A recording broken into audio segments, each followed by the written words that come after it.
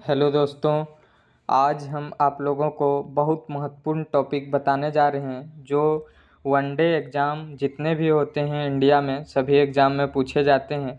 जिसमें सबसे important topic हम लोगों का भारतीय संविधान का है और उसमें पूछा जाता है अनुसूची, जिसको हम लोग शेड्यूल बोलते हैं।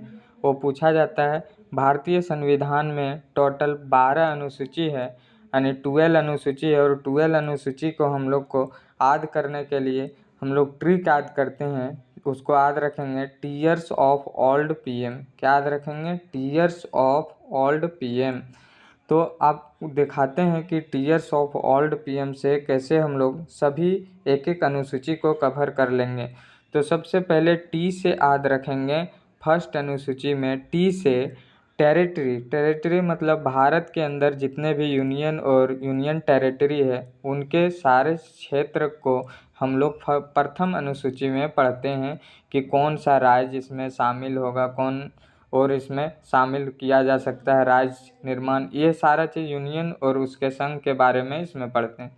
दूसरा है ई से एमुलमेंट्स याद रखेंगे, मतलब भत्ता। जो इस लोगों को भत्ता मिलता है, वेतन और भत्ता, वो हम लोगों का सेकंड अनुसूची में हम लोग को देखने को मिलता है।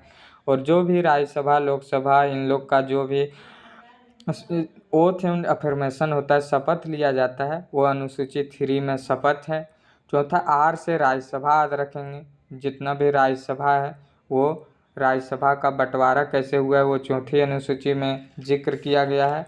आगे हम लोग देखते हैं तो जाते हैं पांचवा अनुसूची, और पांचवा अनुसूची बताता है शेड्यूल एरिया एंड एडमिनिस्ट्रेशन, कि शेड्यूल एरिया जो है उसमें कैसे शासन किया जाएगा, उसका एडमिनिस्ट्रेशन कैसे होगा वो। और सिक्स्थ अनुसूची बहुत ही, इसको हम लोग वेरी इंपॉर्टेंट कर देते हैं। ये पूछता है इसमें अदर शेड्यूल एरिया जाता है, जिसमें असम, त्रिपुरा, मेघालय और मिजोरम आता है। इसको याद रखने के लिए हम लोग याद रखेंगे एटीएम में मनी नहीं है, एटीएम है, मतलब असम है, त्रिपुरा है, मेघालय है, लेकिन मनी नहीं, मणिपुर नहीं। याद रखना कि मिजोरम है। 4 इसमें राज्य जो हैं पूर्वोत्तर, जिसको हम लोग 7 सिस्टर बोलते हैं, वो शामिल है, ये ध्यान रखेंगे। अगली अनुसूची को बढ़ते हैं। अगली अनुसूची याद करने का हम लोगों का आता है एफ से फेडरल प्रोविजन, मतलब संघ सूची, राज्य सूची और समवर्ती सूची। जो फेडरल प्रोविजन 3 लिस्ट है कि कौन सा संघ के अंतर्गत अधिकार आएगा, कौन राज्य के अंतर्गत, कौन समवर्ती सूची का।